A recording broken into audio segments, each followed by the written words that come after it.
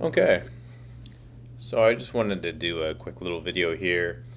The weather has been quite bad the past month, and I haven't been able to go out windsurfing that much at all, and that is because there are evening thunderstorms that made incredibly risky.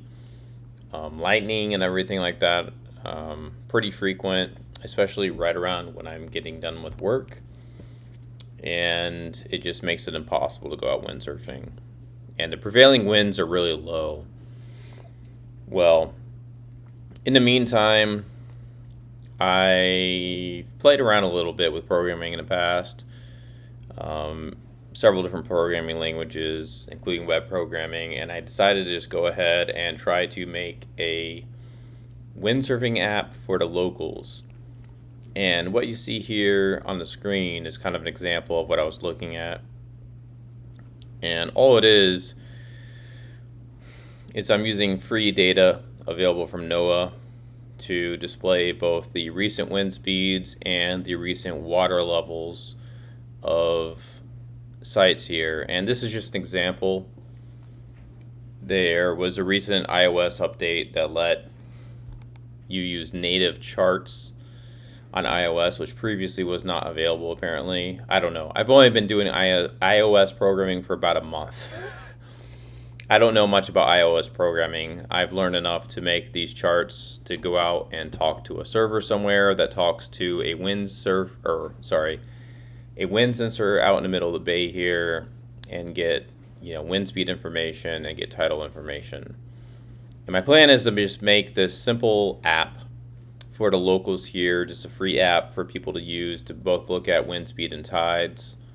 There's still a lot to do. It's still quite ugly, but I can look at wind speed information. I can look at wind speed information. I can look at tidal data information, which is quite critical in some sites around here because of how shallow it is.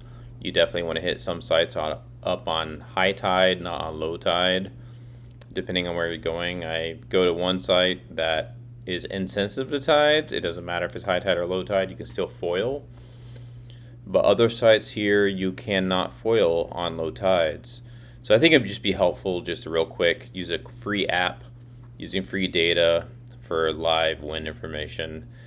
I'm not going to charge for it. It's just exploratory for me to figure out what I'm able to do and hopefully be useful for other people, especially since I'm pretty novice programmer. I can figure out how to do things. I understand a bigger picture, but I'm definitely not the best app developer, but I can figure out how to solve the problem. And that's what this is about.